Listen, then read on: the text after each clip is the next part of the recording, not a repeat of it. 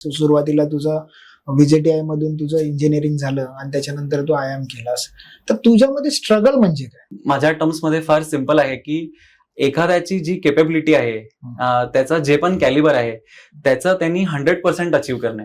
म्हणजे जसं एक्झाम्पलसाठी समजा की एक पॉर्शे गाडी आहे आणि एक अल्टो आहे.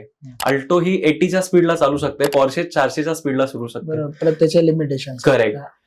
पण पॉर्शेनी आपलं कॅलिबर अचीव्ह करणे, स्ट्रगलचा कन्सिस्टन्सीचा हा भाग असतो.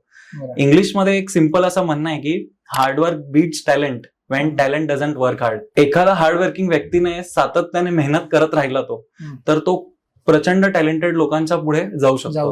हे मी माझ्या लाईफमध्ये स्वतः अनुभवलंय.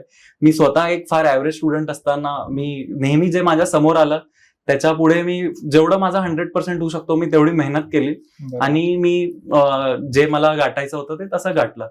तर असं एक एकंदरीत माझं डेफिनेशन आहे की आपण आपलं बेस्ट देत राहा, ते तुम्हाला पुढे नेईल. त्याला स्ट्रगल म्हणतात.